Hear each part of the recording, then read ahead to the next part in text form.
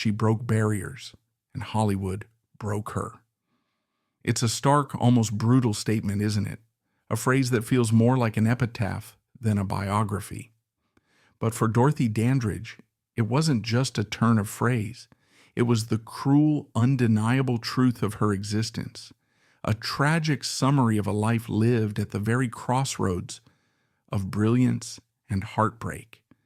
This is the story of how that trailblazing triumph led not to a string of starring roles, but to a gilded cage. We will explore how Hollywood, in its deeply ingrained racism, celebrated her talent but refused to create a place for a black leading lady who was too beautiful, too glamorous, and too defiant for the stereotypes of the era.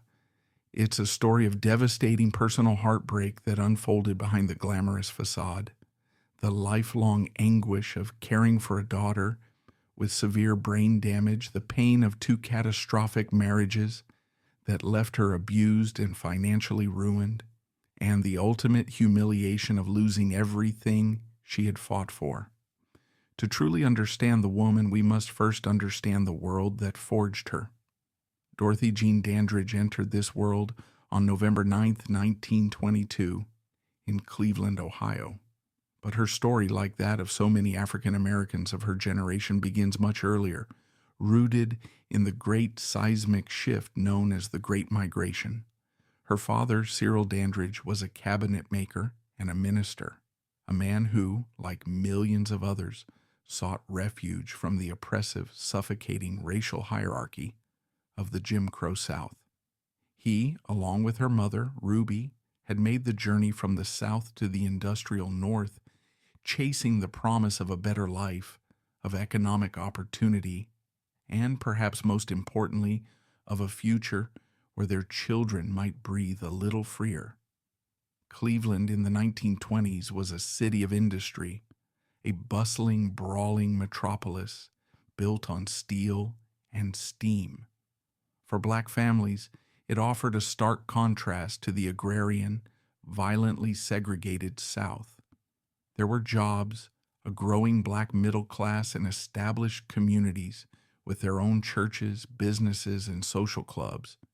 But let's not mistake this for a paradise of equality. The North had its own brand of racism, a more subtle, insidious strain. It wasn't always written into law, but it was woven into the very fabric of society, in housing covenants that kept black families confined to certain neighborhoods, in hiring practices that limited them to menial jobs, and in a social code that drew invisible yet impenetrable lines.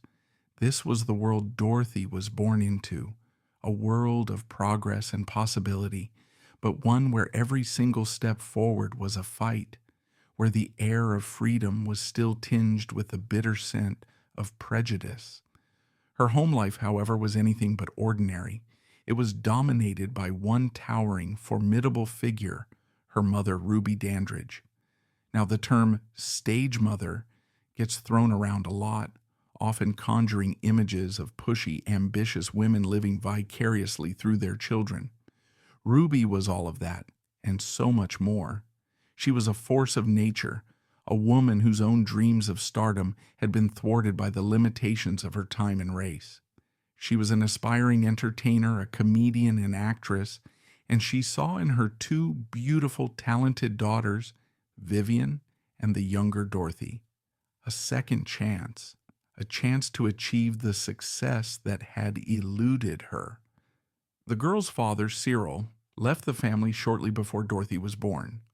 The reasons are murky, lost to the fog of family history, but his absence created a vacuum that Ruby filled entirely. She became both mother and father, provider and relentless driving force. From the moment Dorothy could walk and talk, her life was performance. Ruby, along with her friend Geneva Williams, took charge of the girl's upbringing. And charge is perhaps too soft a word. Their life was a meticulously disciplined routine of rehearsals, singing scales, dance steps, elocution lessons. This was their childhood.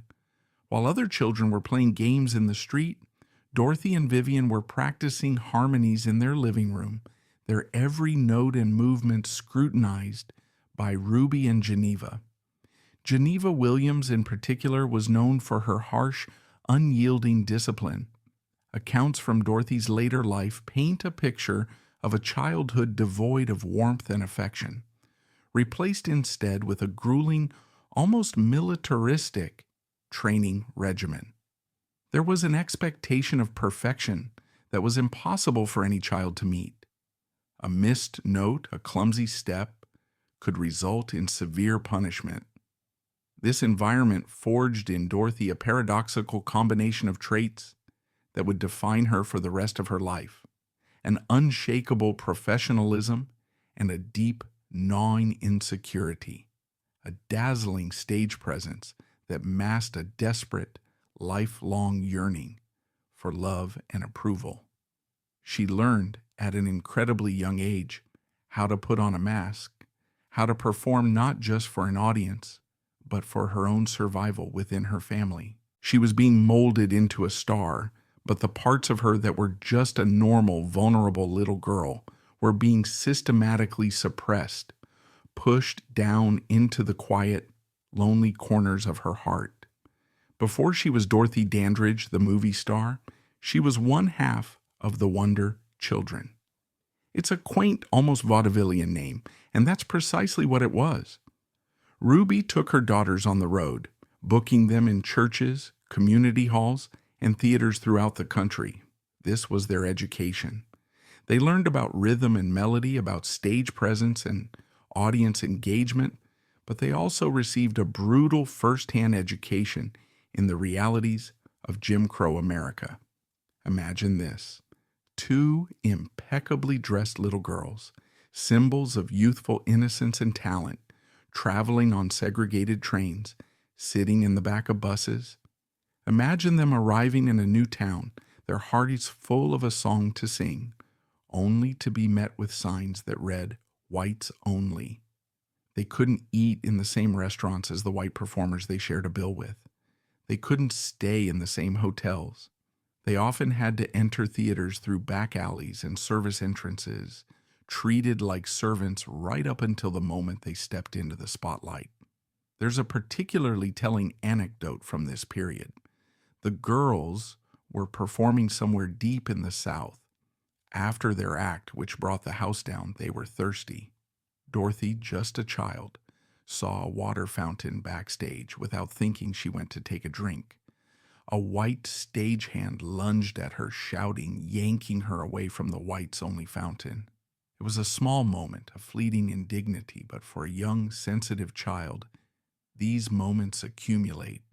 They become a kind of psychic scar tissue, a constant humming reminder that no matter how brightly you shine on stage in the eyes of the world, you are still seen as less than.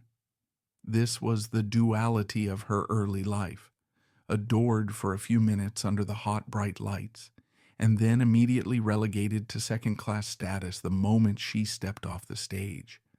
How does a child reconcile that? How do you build a sense of self-worth when the world is constantly telling you that your worth is conditional?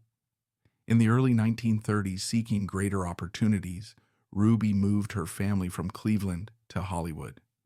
The Great Depression was in full swing, but Hollywood was the dream factory, an island of perceived prosperity in a sea of economic despair. For Ruby, it was the logical next step. If her daughters were to become true stars, they had to be at the center of the universe.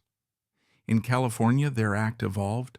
They were joined by another talented young singer named Etta Jones, and the Wonder Children became the Dandridge sisters. They were no longer children. They were teenagers blossoming into young women, and their act became more sophisticated, more polished. They honed their harmonies, their choreography became sharper, and their style began to reflect the sleek, glamorous aesthetic of the era. They started getting small parts in movies, often uncredited. If you look closely in films from the late 30s, you might see them. They're the singing trio in the background of a musical number, the performers in a nightclub scene. They were decorative, atmospheric. They were allowed to be talented, but not to have a story. They were in essence human props, adding a touch of exotic flavor to the scene before disappearing, their characters as ephemeral as their screen time. They appeared in the Marx Brothers classic A Day at the Races in 1937, a notable early credit. But their real breakthrough came not on the silver screen, but on the legendary stages of New York City. The Dandridge sisters were booked at the world-famous Cotton Club, the Cotton Club. The very name evokes a whole era of glamour, danger, and jazz-fueled energy. Located in the heart of Harlem, it was, in its time, the most famous nightclub in the world. And it was a place of staggering contradictions. The Cotton Club was a showcase for the absolute pinnacle of black talent. Duke Ellington, Cab Calloway, Jimmy Lunsford, Lena Horne, the greatest entertainers of the age graced its stage.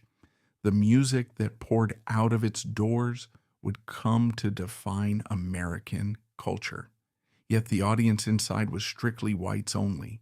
This was the ultimate plantation fantasy, a place where wealthy white New Yorkers could travel uptown to experience the thrill and perceived exoticism of black culture, all from the safe, segregated comfort of their tables. The performers were celebrated, even idolized on stage, but they were forbidden from mingling with the patrons. They were the main attraction, yet they were treated as hired help.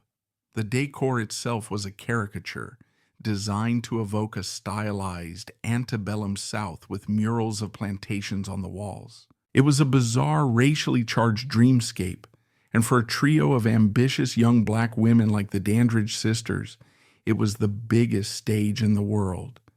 Stepping into that world must have been a head-spinning experience for Dorothy. She was still a teenager, barely a woman, and suddenly she was at the epicenter of American entertainment. The pressure was immense. The standards were unbelievably high.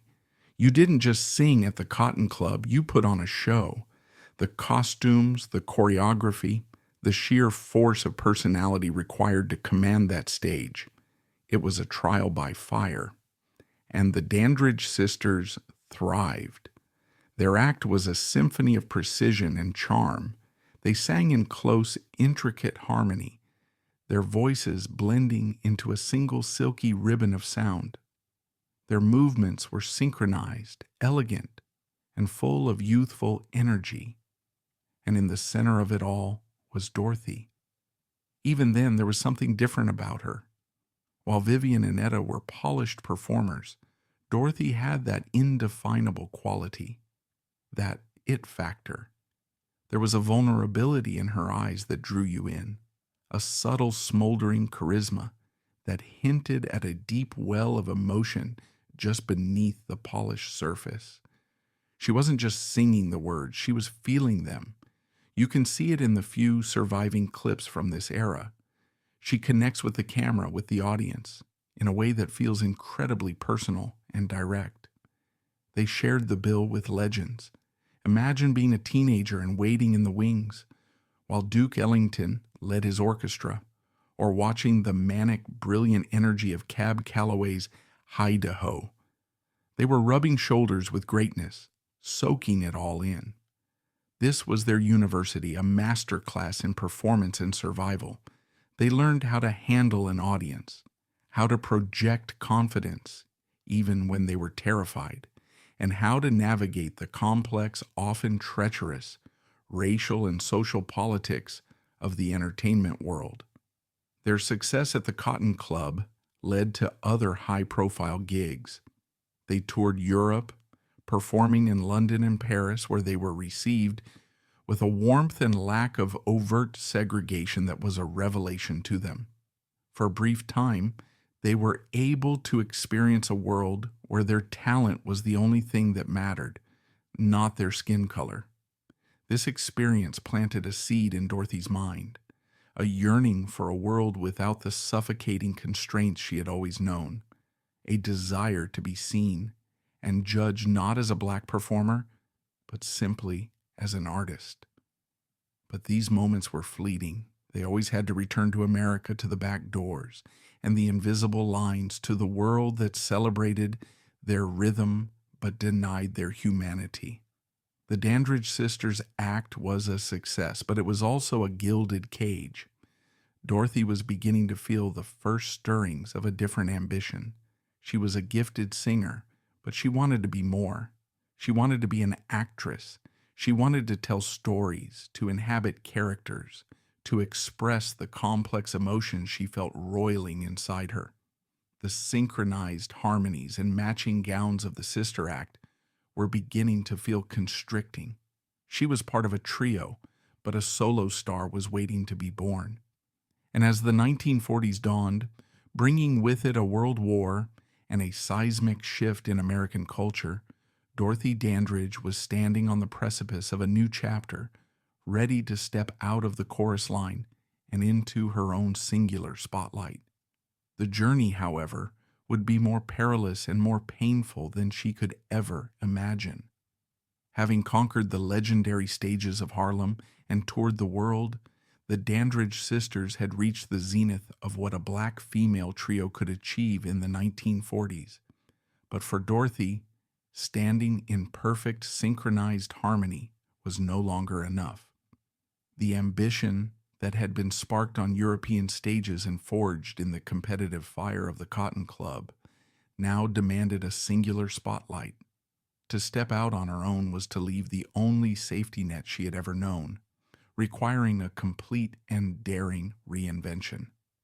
This next chapter would see her transform herself into a dazzling solo star, but this newfound independence would also bring with it the profound personal complexities of love, marriage, and a heartbreaking tragedy that would shape the rest of her life.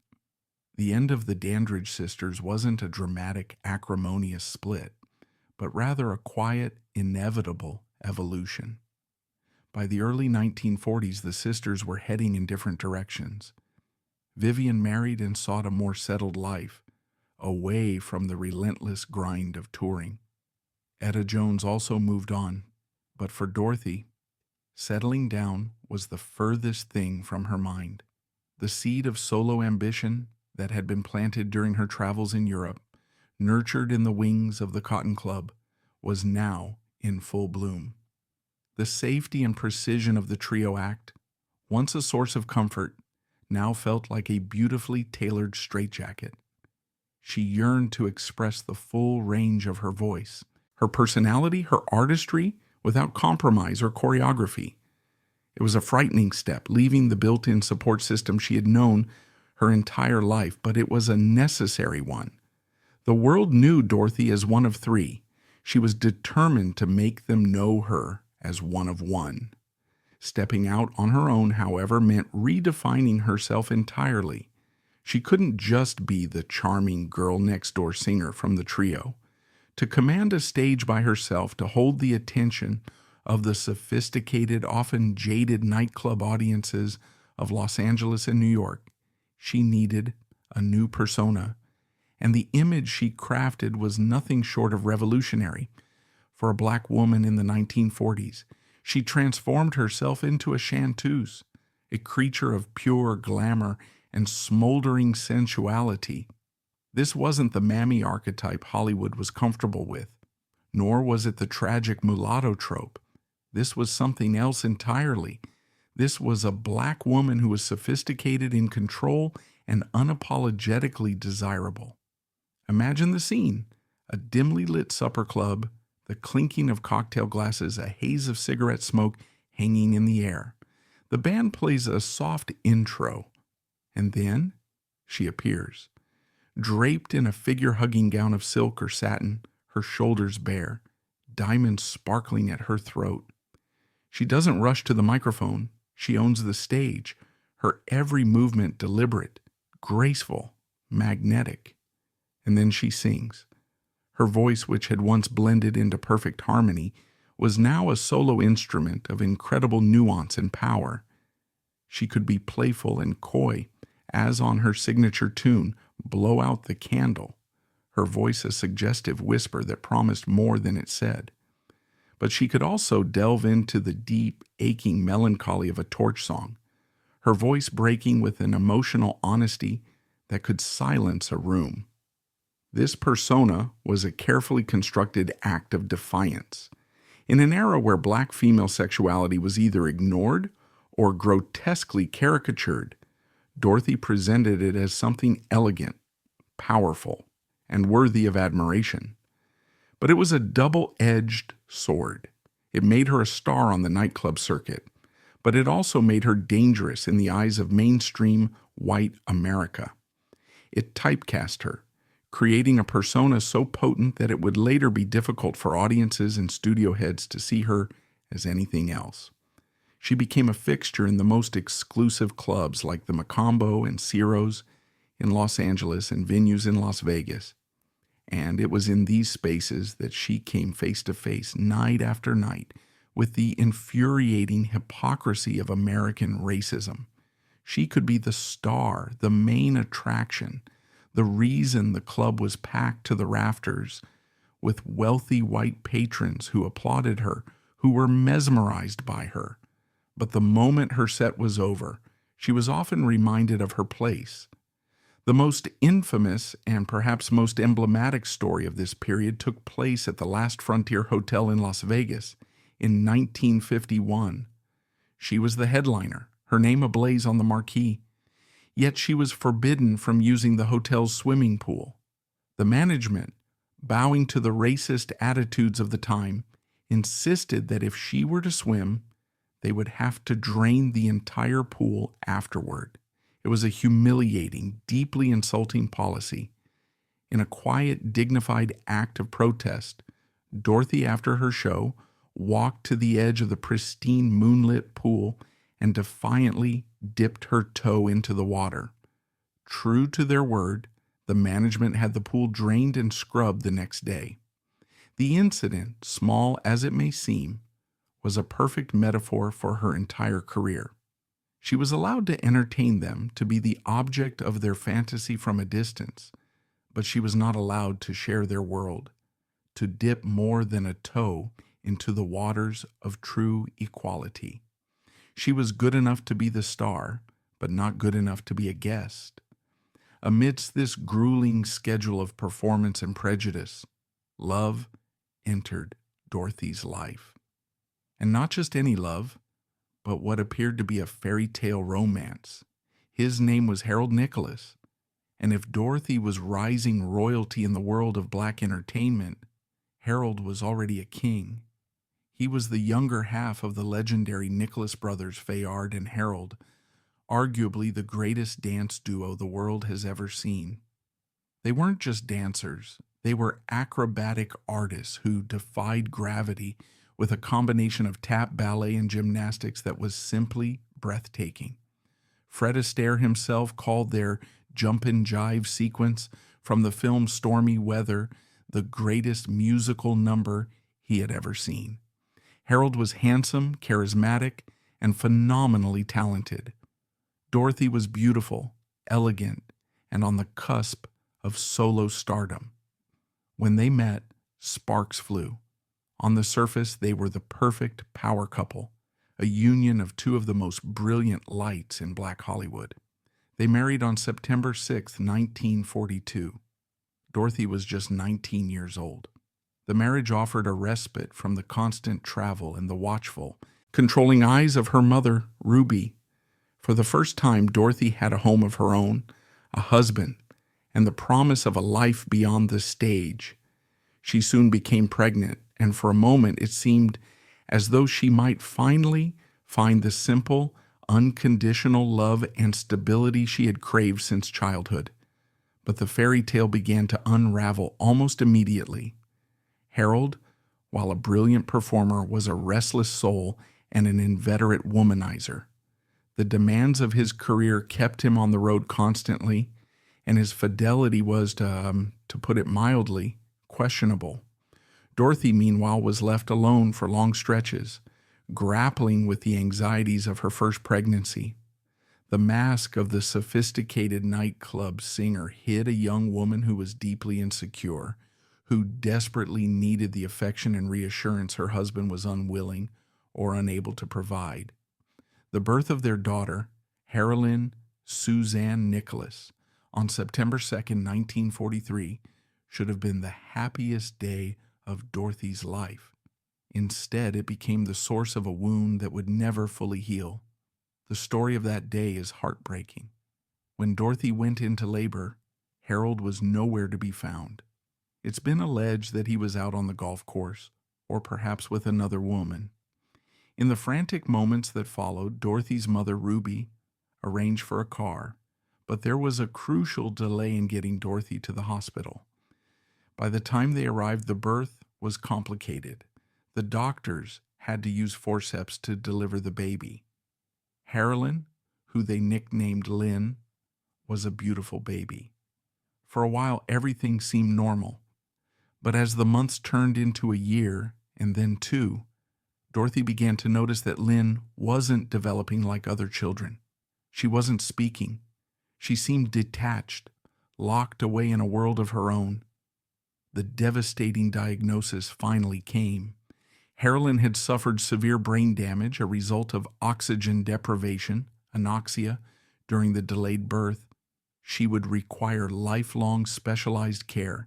She would never be able to live a normal life. It's impossible to overstate the impact this had on Dorothy. It was a cataclysmic event that shattered her world. First, there was the immense crushing wave of a mother's guilt. In an era before modern medical understanding, it was easy for a parent to blame themselves. Dorothy replayed the events of Lynn's birth over and over in her mind. Was it her fault? Could she have done something differently? This guilt would become a constant toxic companion for the rest of her life. Then came the staggering financial burden. The kind of care Lynn needed was astronomically expensive. Full-time nurses, specialized schools, doctors, it all added up to a sum that would have been daunting for anyone, let alone a performer whose income was far from stable. Every dollar she earned, every nightclub engagement she took, was now shadowed by the urgent need to provide for her daughter. This financial pressure would dictate many of the career choices, both good and bad, that she would make in the years to come. The strain on her marriage was unbearable. Harold, it seems, was simply incapable of coping with the reality of having a severely disabled child. He grew distant, detached, and eventually he abandoned his family. For Dorothy, this was the ultimate betrayal. At the moment she needed her husband the most, he was gone.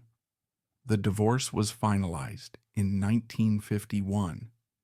Dorothy Dandridge was now a single mother, the sole provider and caregiver for a child with profound needs, fighting to build a career in an industry that was already hostile to her on the basis of her race. The weight on her shoulders was immense, yet somehow she carried on. She channeled her pain, her resilience, her fierce maternal love into her work. Her performances took on a new depth, a new emotional resonance. The torch songs she sang were no longer just lyrics. They were pages torn from the diary of her own heart. While she was becoming a queen of the nightclub circuit, Hollywood was still trying, and mostly failing, to figure out what to do with Dorothy Dandridge. Her earliest forays into film were fleeting. She made a number of soundies in the early 40s, 3-minute musical films that were the precursors to modern music videos. They were designed to be played on jukebox-like machines in bars and restaurants. In these you can see her star power in its raw form, a captivating blend of innocence and allure. Her credited roles in major films were few and far between, and almost always limiting. In the 1941 musical Sun Valley Serenade, she performed the spectacular Chattanooga Choo Choo number alongside the Nicholas brothers. She's radiant, a joy to watch, but she's essentially a musical interlude, disconnected from the main plot. She was an attraction, not a character. A decade later, in 1951, she landed a more substantial role in Tarzan's Peril. She played Melmendi, Queen of the Ashuba. On one hand, this was a step forward. She was a queen, a figure of authority, not a servant. She was beautiful, intelligent, and central to the plot.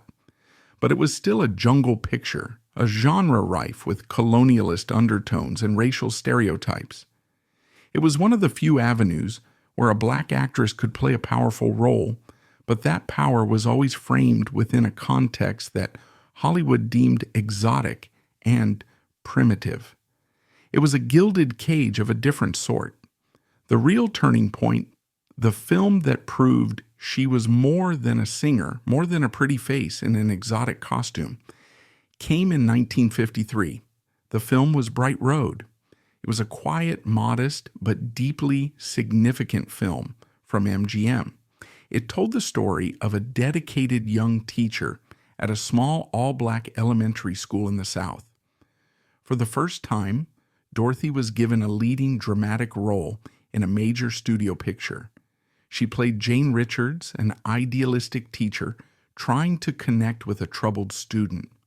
Her co-star, playing the school's principal, and her gentle love interest, was another rising star who had started as a singer, Harry Belafonte. With her quiet and deeply empathetic performance in Bright Road, Dorothy proved to Hollywood that she was far more than just a glamorous nightclub singer. She was a gifted, dramatic actress, capable of immense subtlety and grace. To Hollywood, however, this was a safe picture, a gentle story designed not to upset the racial sensibilities of white audiences. They had seen her light, but they lacked the imagination or the courage to unleash the lightning within. They had no idea that this gentle role was merely a whisper before the tempest. Forged by the betrayal of her marriage and fueled by the fierce love for her young daughter, Dorothy was now ready for a role that demanded not her subtlety, but her fire. A role was coming that would challenge every preconceived notion about her and about black women on screen. A character as explosive, defiant, and tragically beautiful as the woman who was destined to play her, and its name was Carmen. Bright Road had opened a door for Dorothy Dandridge. It proved she was a serious, capable actress, but it was a small door, leading to a quiet, respectable room. Dorothy's soul, however, was not quiet. It was a grand opera house, full of passion, fire, and soaring emotion. She had proven her range. Now she needed a role that unleashed her full force. That chance came in the form of a project so ambitious, so audacious that most of Hollywood considered it a beautiful folly, a guaranteed failure. A director, a notorious and brilliant tyrant, wanted to take Georges Bizet's 19th century French opera, Carmen, and transpose it to the modern-day rural American South with an all-black cast. The director was Otto Preminger. The film was Carmen Jones. Otto Preminger was a titan of Hollywood, a Viennese émigré with a towering intellect and an equally towering ego. He was known for making sophisticated, often controversial films that pushed the boundaries of the restrictive production code. He was also infamous for his on-set demeanor. He was an autocrat, a psychological puppeteer who would verbally berate, cajole, and manipulate his actors, believing that breaking them down was the only way to strip away their artifice and get to the raw, emotional truth of a performance. He was feared and respected in equal measure, and he was precisely the kind of visionary risk-taker needed to even attempt a project like Carmen Jones. The film was a massive gamble for 20th Century Fox. An all-black cast was rare enough, but an all-black opera in English with lyrics by Oscar Hammerstein II? It was unlike anything that had come before. Preminger began a nationwide talent search for his cast, looking for actors who could not only handle the dramatic weight of the story, but who also possessed a unique magnetic star quality. He needed a Joe the tragic soldier who falls under Carmen's spell. He found him in Harry Belafonte, Dorothy's co-star from Bright Road. But finding Carmen, the fiery, tempestuous, man-eating cigarette factory worker who lives by her own rules and loves with reckless abandon, that was the challenge. The entire film would live or die on the strength of its Carmen. Naturally, Dorothy Dandridge wanted the role. She more than wanted it. She felt it in her bones. She knew the passion, the defiance, and the underlying vulnerability of Carmen. It was a character that resonated with the deepest parts of her own spirit. But when she approached Otto Preminger, he almost laughed her out of the room. He looked at her and saw the elegant nightclub singer, the poised, perfect chanteuse in the Dior gown. He saw the gentle, dignified school teacher from Bright Road. He couldn't see the raw, earthy, tempestuous factory girl. You, he told her flatly, are not Carmen. It was a devastating rejection. For another actress, that might have been the end of it. But Dorothy was a fighter. She had been fighting her whole life against her mother's control, against the indignities of racism, against the loneliness of her personal life. She would not be dismissed so easily. She knew she had Carmen inside her. She just had to make Preminger see it. This is where the legend of her audition begins. It's a story of pure, strategic determination. She knew she couldn't just tell him she could do it. She had to show him. She enlisted the help of her agent, Earl Mills, and the legendary makeup artist, Max Factor. They devised a plan. For her second meeting with Preminger, she didn't show up as Dorothy Dandridge, the star. She transformed herself. She wore a tight, low-cut blouse, a revealing skirt, and scuffed, worn-out shoes. Her hair was tousled, wild, a stark contrast to her usually perfect coiffure. She darkened her makeup, giving her a smoldering, almost feral look. She walked into Preminger's office not with the poise of a star, but with the insolent, hip-swinging swagger of a woman who owned every room she entered. She leaned against the piano, chewed gum defiantly, and exuded an aura of pure, untamable sexuality. Preminger was stunned. He was speechless. Before him stood not Dorothy Dandridge, but Carmen Jones. He saw in that moment the fire, the danger, and the raw charisma the role demanded. He had been so convinced she was wrong for the part, and here she was proving him utterly, magnificently wrong before she had even uttered a single line.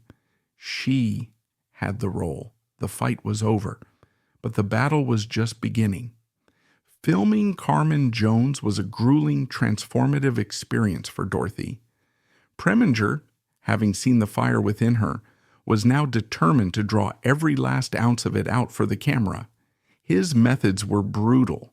He would scream at her, insult her, pick apart her performance in front of the entire cast and crew.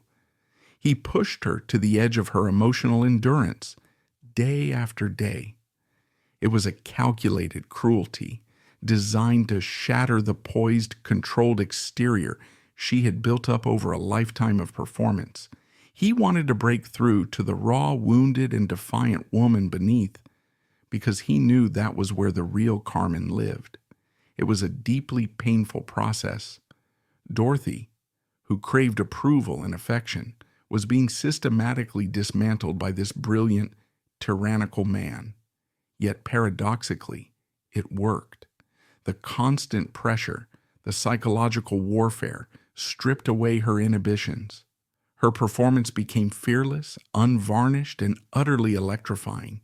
She poured all of her own life's frustrations, her heartbreaks, and her defiant spirit into the character. When Carmen lashes out in anger, you can feel the sting of 1,000 racial slights. When she loves with a desperate, all-consuming passion, you can feel Dorothy's own lifelong yearning for connection. It was more than acting. It was a kind of cinematic exorcism. But there was another hidden struggle taking place during the production. Dorothy was a magnificent singer, but her voice was that of a pop and jazz vocalist, trained for the intimacy of nightclubs. It was not the voice of an opera singer, and the score for Carmen Jones was fundamentally operatic. Despite Dorothy's tireless work with a vocal coach to master the demanding score, the decision was made by the studio to dub her singing voice. A young white opera singer named Marilyn Horne, who would go on to have a legendary career of her own, was brought in to secretly record Carmen's vocals. Dorothy, the consummate professional, performed the lip-syncing so perfectly that for decades, most audiences had no idea they weren't hearing her real voice. But for Dorothy, it was a profound disappointment, another subtle cut. Even in this, her greatest triumph, a piece of her own God-given talent was deemed not quite right, not quite enough. Amidst the turmoil of the production, something else was happening, something intense and consuming. A secret, passionate affair ignited between Dorothy and her director, Otto Preminger. It was a relationship born in the crucible of artistic creation, a toxic, intoxicating cocktail of power, genius, and vulnerability. He was the powerful, married white director. She was his dazzling, dependent star. He had broken her down and then built her back up into the image he desired. The dynamic was fraught with a complexity that blurred the lines between love, admiration, and control. For Dorothy, who had been abandoned by her father and her husband, this powerful, brilliant, and utterly commanding man seemed to offer a kind of salvation. He promised her everything, more great roles, a future together, a life where her talent would finally be given its due. He told her he would leave his wife for her, and Dorothy, a woman starved for love and security, believed him. This relationship would dominate her life for the next 4 years, a source of both ecstatic hope and, ultimately, devastating heartbreak. When Carmen Jones was released in the fall of 1954, it was a sensation. It exploded onto the screen with a vitality and passion that audiences had simply never seen before from a black cast. The film was a massive critical and commercial success, praised for its boldness, its artistry, and its unforgettable performances. And at the center of it all was Dorothy. Her performance was a force of nature. She was hailed as a new kind of star. She wasn't just playing a role. She was Carmen Jones in all her flawed, fiery, and heartbreaking glory. She was the talk of the town, the toast of Hollywood. She had not only proven Otto Preminger wrong, she had proven the entire system wrong. Then, on a February morning in 1955, the phone rang. Dorothy Dandridge had been nominated for an Academy Award for Best Actress. Let's pause for a moment to fully appreciate the seismic significance of this event. It was 1955. No black woman in the entire history of the Academy Awards had ever been nominated for Best Actress in a leading role. It was a barrier that had seemed not just high, but insurmountable. And Dorothy had just smashed it to pieces. She was no longer just a black actress. She was one of the 5 best actresses in the world. She was standing alongside Hollywood royalty, Grace Kelly for The Country Girl, Judy Garland for A Star is Born, Audrey Hepburn for Sabrina, and Jane Wyman for Magnificent Obsession. It was a monumental history-making achievement. Accounts from the time describe her reaction as one of stunned, tearful joy. After a lifetime of being told where she could and couldn't go, what she could and couldn't be, she had finally arrived at the most exclusive party in the world, Oscar night, March 30th, 1955. The Pantages Theater in Hollywood was a glittering sea of stars. Dorothy arrived looking like a queen, regal in a white gown, escorted by her agent. She was the first woman of color to ever present an award at the ceremony, handing the Oscar for Best Film Editing to Jean Milford for On the Waterfront. The entire evening was a milestone. When her category was announced, the tension in the theater was palpable. The world was watching. Would Hollywood make history twice in one night? The winner was Grace Kelly. On camera, Dorothy's reaction was pure grace and professionalism. She smiled and applauded for the winner, playing the part of the gracious nominee perfectly. But inside, the disappointment must have been immense. She had come so far, soared so high, only to be stopped just short of the summit. The nomination itself was the victory, a triumph that could never be taken away from her.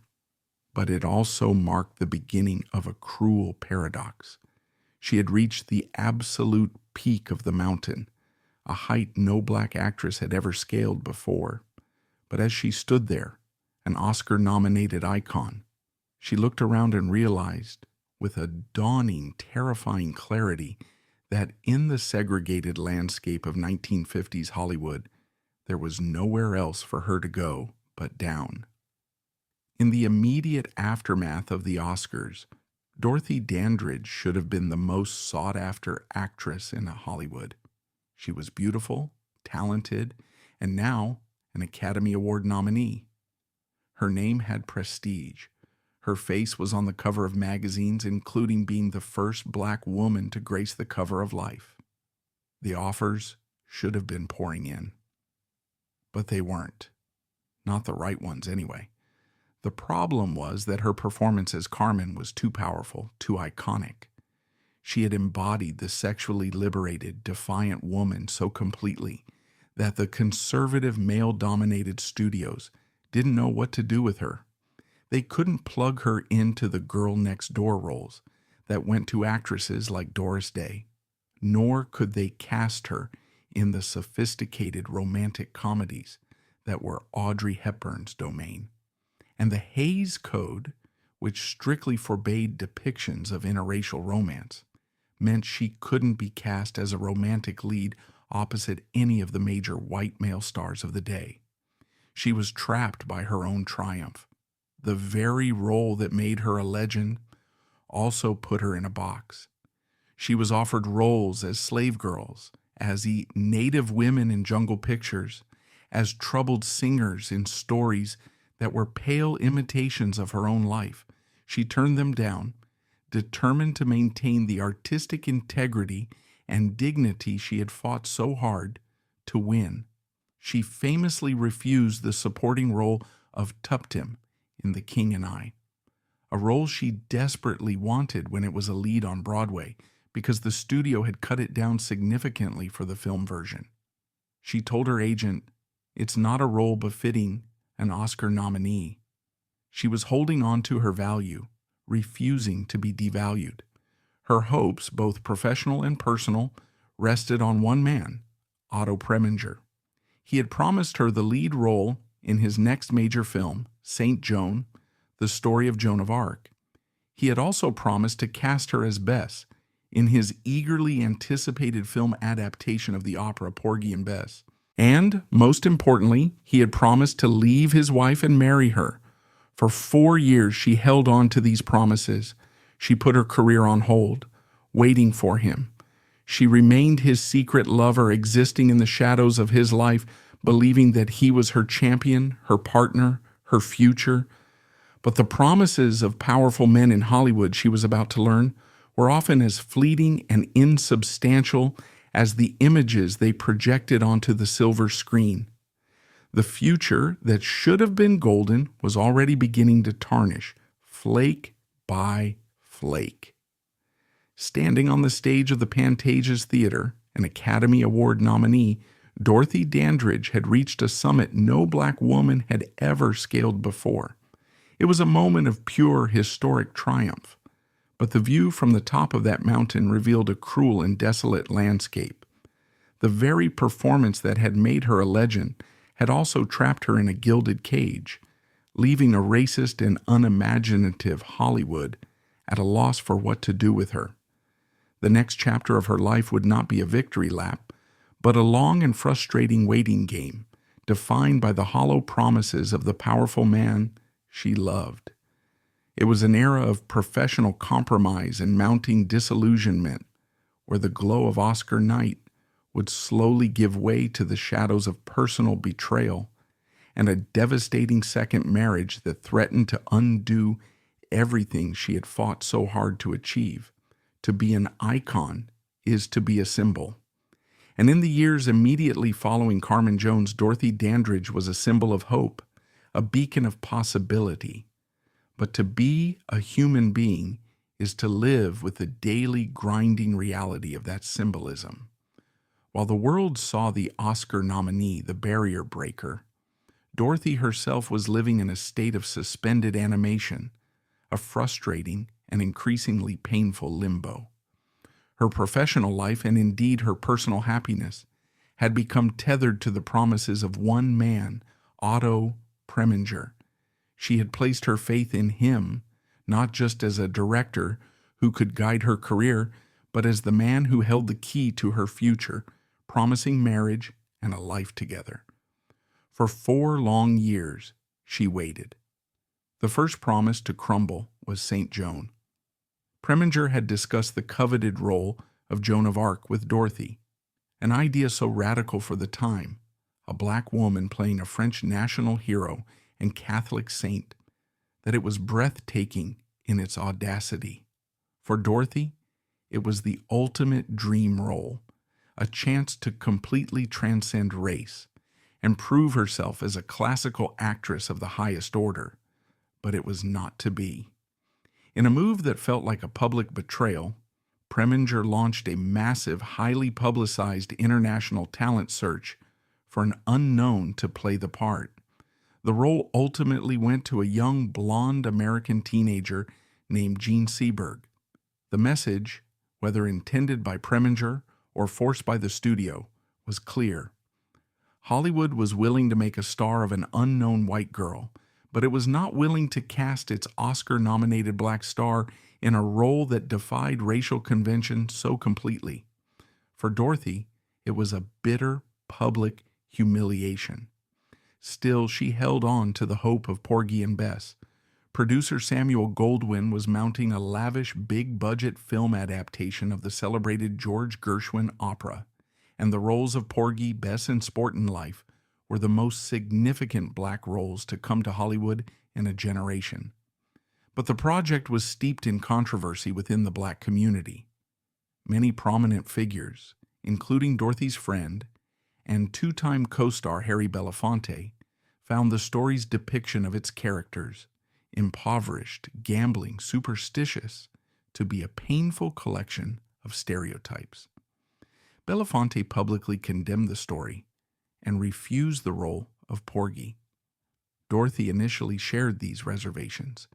She had fought her entire career to portray black women with dignity and complexity, and the character of Bess, a promiscuous, drug-addicted woman, felt like a potential step backward.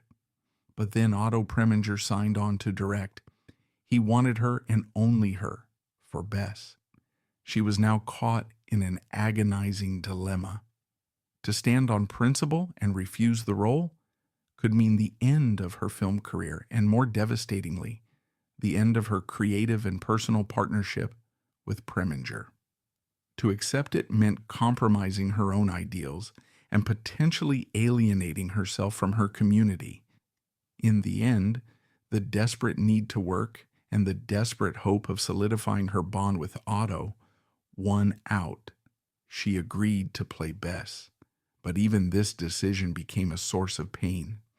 In a move many saw as a cruel power play, Dorothy's salary demands were leaked to the press, painting her as a greedy, difficult diva. The damage to her reputation was immediate, another crack in the fragile edifice of her stardom. While waiting for the troubled production of Porgy and Bess to get underway, Dorothy couldn't afford to remain idle. The bills for her daughter Lynn's constant medical care were relentless, and the nightclub circuit, while lucrative, was a grueling grind. She needed to be on screen. The films she made during this period are a fascinating, if frustrating, window into the impossible tightrope she was forced to walk. In 1957, she starred in the hugely successful melodrama Island in the Sun. The film, based on a scandalous bestseller, tackled the taboo subject of interracial romance on a fictional Caribbean island. It was a big-budget, all-star production, and it placed Dorothy in a leading role opposite a white actor, John Justin. This was groundbreaking. The very premise was enough to get the film banned in several southern states. But the film also perfectly illustrates the hypocrisy of the era. The infamous Hays Code, Hollywood's censorship rulebook, strictly forbade any explicit depiction of an interracial relationship. So, while Dorothy and John Justin play two people deeply in love, they are never allowed to kiss. They can stand near each other, look longingly into each other's eyes, and even share a chaste hug. But the physical consummation of their love remains strictly off limits. The film tiptoes right up to the line of racial taboo, and then, at the last second, loses its nerve. It was a box office smash. Proving Dorothy was a powerful draw, but it did little to solve her core problem. She could play a lover, but she couldn't be shown loving. Seeking more artistic freedom, she turned to European cinema. She starred in Tamango, a 1958 Italian-French co-production. In it, she played Aisha, the enslaved mistress of a brutal slave ship captain. Freed from the constraints of the Hays Code, she was finally able to portray a passionate, physical relationship with her white co-star, Kurt Jürgens. But the film, with its grim subject matter, was a difficult watch, and as a foreign production, it barely made a ripple in the United States. Later that same year, she appeared in The Decks Ran Red, a B-movie adventure film. The good news was that her role as the ship's cook was essentially colorblind. Her race was not a plot point. The bad news was that it was a clear step down in prestige from her Oscar-nominated work. She was no longer the star of a grand opera. She was just trying to stay afloat in a sea of diminishing returns. Each of these films, in its own way, was a compromise, a small surrender. The trailblazer was finding her path increasingly blocked on all sides. The final, most devastating blow from this period was not professional, but deeply personal. After years of stringing her along, after all the promises of a shared future, Otto Preminger finally and unequivocally ended their affair. He told her he would not be leaving his wife. The dream she had anchored her life to for 4 years vanished in an instant. The heartbreak was absolute. She had staked her career and her emotional well-being on this man, and in the end, he had abandoned her, just as her father and first husband had done. The rejection sent her into a deep spiral of depression. The woman who projected such strength and confidence on screen was, behind the glamour, a profoundly lonely soul, convinced she was somehow unlovable. It was in this state of extreme vulnerability that a new man entered her life. His name was Jack Dennison. He was a white Las Vegas restaurateur, a man who, on the surface, seemed to embody everything she was looking for. He was suave, charming, and successful, or so he appeared. He showered her with attention, admiration, and, most importantly, promises of stability. To the heartbroken and emotionally exhausted Dorothy, he must have seemed like a savior, a strong man who could finally take care of her, who could rescue her from the sharks of Hollywood and the loneliness of her own life. They married in a small ceremony on June 22, 1959, just as Porgy and Bess was being released. Dorothy hoped it was the beginning of a new, happier chapter. It was instead the beginning of her ruin. The man she married was not the successful businessman he pretended to be. Jack Dennison was a gambler, a grifter, and a man with a talent for failure. He was also, according to many of Dorothy's closest friends, a violent and abusive husband. The emotional abuse she had endured from Preminger was now replaced by alleged physical brutality. But the most insidious form of his abuse was financial. He took complete control of Dorothy's finances, seeing her not as a wife or a partner, but as a living, breathing bank account. She had earned a substantial fee for Porgy and Bess, around $75,000, a fortune at the time. Dennison took that money, along with the rest of her life savings, and poured it into his failing restaurant ventures. He lived a life of champagne and caviar on her dime, while his own businesses crumbled around him.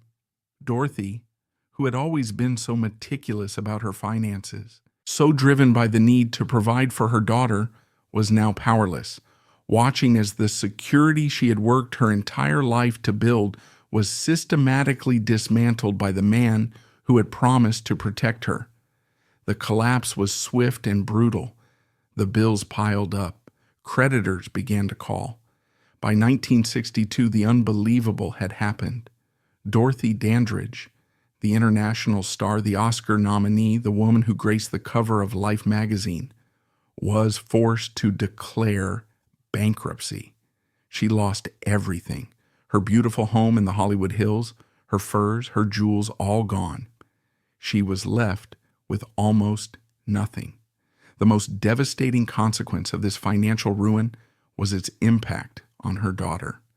For years, Dorothy had managed to keep Lynn in the finest private care facilities, ensuring she had round-the-clock attention and the best possible quality of life.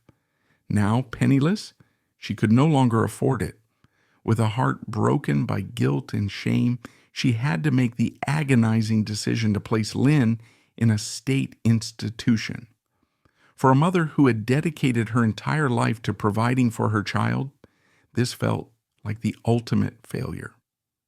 Divorced from Dennison and financially destitute, Dorothy had to start again from scratch. She returned to the only work she knew, the nightclub circuit, but this was not the glamorous world of the Macambo and Cyros. This was a grueling, humbling grind. She played smaller towns, less prestigious venues, sometimes taking any gig she could get just to pay the rent.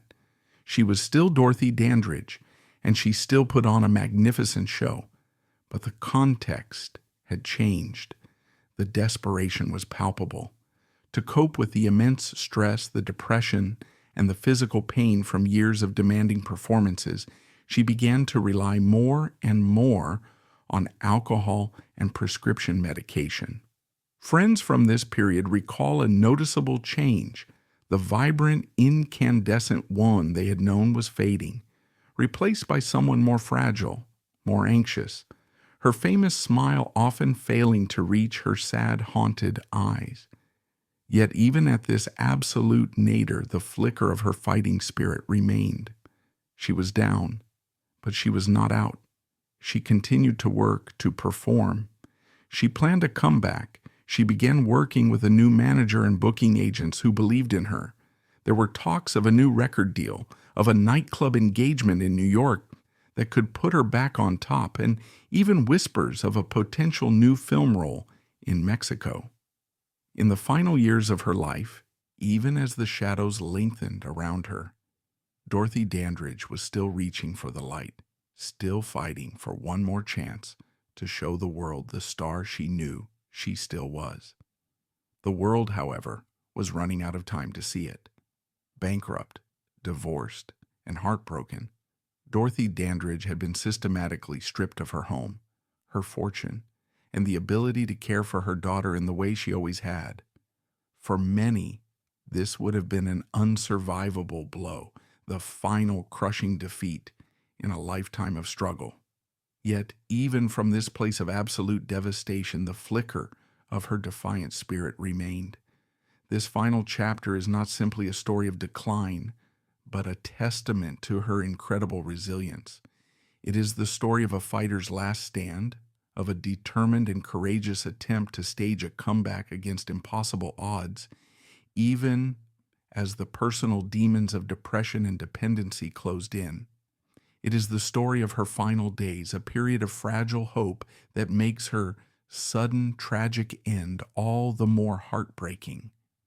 To hit rock bottom is a devastating experience, but it is also, in its own way, a liberation. When you have lost everything, you have nothing left to lose. For Dorothy Dandridge in the early 1960s, the bankruptcy, the loss of her home, the painful decision to institutionalize her daughter Lynn, it was an absolute nadir, a public and private humiliation that would have shattered a lesser person. And yet from the ashes of that ruin, the fighter re-emerged. The same grit and determination that had propelled a little girl from Cleveland onto the stage of the Cotton Club, the same tenacity that had transformed a dismissed singer into Carmen Jones, was now fueling one last desperate push for a comeback. This was not the glamorous ascent of her youth. This was a hard, humbling grind. She was back on the road, but the venues were smaller, the paychecks slimmer. She played clubs in Arizona, in Canada, in Japan. It was grueling work, a constant battle against the perception that she was a star of yesterday. But on stage, under the lights, the magic was still there. She would step up to the microphone, and for an hour, the years of heartbreak, the financial woes, the crushing weight of disappointment would melt away. The voice was still velvet, the charisma still potent. She wasn't alone in this fight. Her loyal agent, Earl Mills, who had been with her during the heady days of Carmen Jones, was back in her corner, working tirelessly to rebuild her career. They were making progress. Glimmers of hope began to appear on the horizon. A major booking was secured at Basin Street East, one of New York's premier jazz clubs. This wasn't just another gig, this was a statement. A successful run there could put her right back in the top tier of the nightclub circuit, reminding the industry and the world of who she was. She was also in negotiations for a leading role in a new film set to be shot in Mexico. The contracts were being drawn up. She was packing her bags. It felt, for the first time in years, like things were finally turning around. But the emotional toll of the preceding years was undeniable. Her friends and colleagues saw a woman stretched to her breaking point. There were moments of her old, infectious laughter, flashes of the brilliant, witty woman they all loved. But these were punctuated by periods of profound depression and anxiety. To manage these crippling emotional swings, she had been prescribed an antidepressant, tofranil. She was also dealing with a nagging physical ailment. She had fractured a small bone in her right foot while exercising, an injury that was causing her persistent pain and making her high-heeled stage performances an agony. She took painkillers to get through the shows. This combination of antidepressants, painkillers, and at times alcohol to numb the loneliness created a precarious internal cocktail. She was a woman walking a tightrope, not just professionally, but psychologically and physically as well. September 8th, 1965. The day began with promise. Dorothy was scheduled to fly to New York the next day for final preparations for her Basin Street East engagement. Her bags were packed. That morning, her manager, Earl Mills, was to pick her up from her small West Hollywood apartment and take her to the hospital to have a new cast put on her injured foot. It was a simple, mundane errand on the eve of what was supposed to be a triumphant return. The night before, she had been on the phone making plans. She spoke with friends, with her mother Ruby. She spoke of the future, of the New York gig, of the film in Mexico. Some who spoke to her said she sounded upbeat, excited, the old Dorothy, back in full force. Others recalled a note of weariness in her voice, a profound fatigue. When Earl Mills arrived at her apartment on the morning of the 8th, there was no answer. He called out for her. Silence. A knot of dread tightening in his stomach, he forced his way in. The apartment was quiet, still. And then he found her. Dorothy Dandridge, the goddess of love, the barrier breaker, the Oscar nominee, was lying on the floor of her bathroom, clad in a blue scarf and a housecoat. She had been dead for several hours. She was 42 years old. The death of a star is always a shock, but Dorothy's passing was shrouded in a tragic ambiguity that persists to this day. What exactly happened in that quiet apartment in the final hours of her life? The initial coroner's report was inconclusive. It was a second, more detailed pathological study that offered the first theory. Pathologists discovered that a tiny piece of bone marrow from her fractured foot had broken off and traveled through her bloodstream, lodging in her lungs and brain. The official cause of death, according to this report, was a fat embolism. It was a tragic 1 in a million medical accident, a case of terrible random luck. But that was not the final word. The Los Angeles County Coroner's Office conducted its own tests and came to a different, more troubling conclusion. They found a toxic level of the antidepressant tofranil in her system. Their final official ruling was death by an acute drug overdose. And with that ruling, the questions began to swirl. Was it a tragic accident, a miscalculation of her dosage in a moment of pain or fatigue? Or was it a deliberate act? Did the woman who had fought so hard for so long finally decide that she could not fight anymore? The debate over accident versus suicide is a painful one. Those who believe it was a suicide point to her long history of depression, her financial ruin, the crushing weight of her professional disappointments, and the series of personal betrayals she had endured. They see a woman who was simply worn down by life, a spirit finally broken by a system that had taken everything from her. But those who knew her best, including Earl Mills and her sister Vivian, have always vehemently rejected this idea. They argue that suicide makes no sense in the context of her final days. Why would a woman who had just packed her bags for a major career comeback in New York decide to end her life? Why would she make excited, future-oriented phone calls just hours before her death?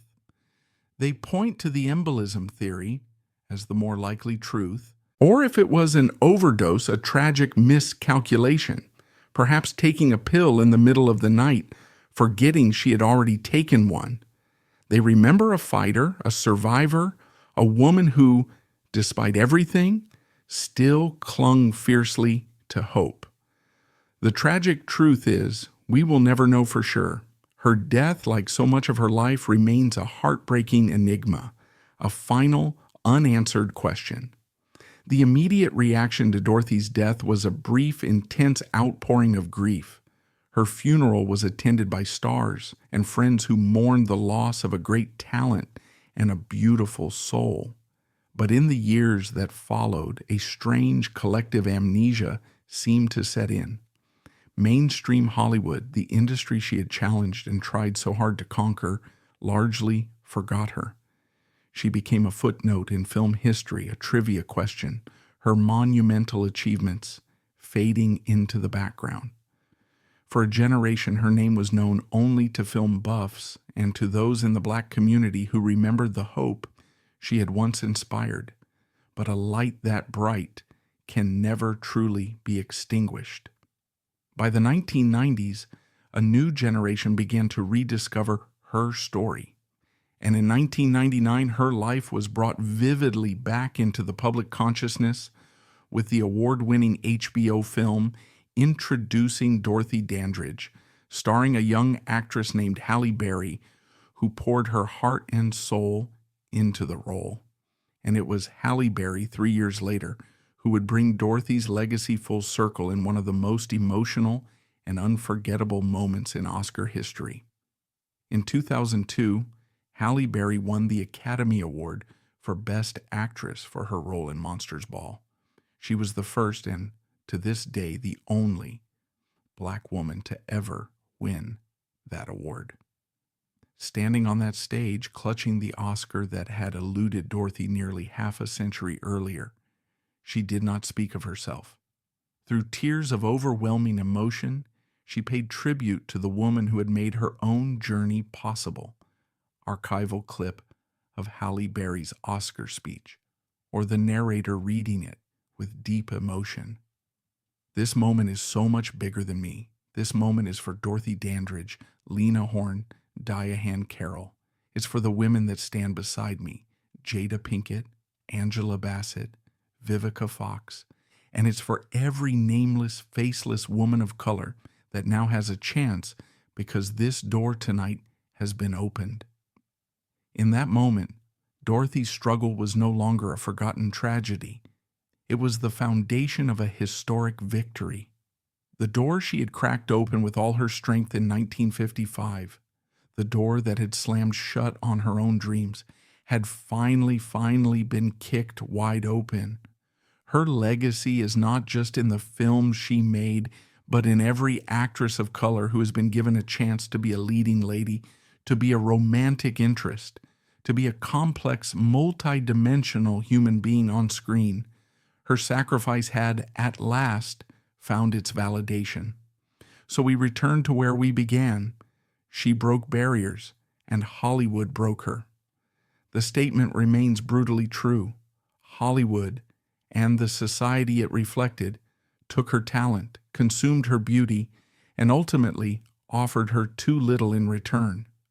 Her story is a profound American tragedy, a cautionary tale about the devastating human cost of systemic prejudice. But to remember Dorothy Dandridge only as a victim is to do her a disservice. It is to deny the fierce, indomitable spirit that burned so brightly for 42 remarkable years. She was not just a victim, she was a warrior. She fought for every role, for every ounce of respect, for every dollar she needed to care for her child. She lived with grace, with defiance, and with a courage that was decades ahead of her time. She may have been broken by the system, but her light was never extinguished. It continues to shine, a guiding star for all those who dare to dream in a world not yet ready for the full brilliance of their dreams. She was and is Dorothy Dandridge, and she was magnificent.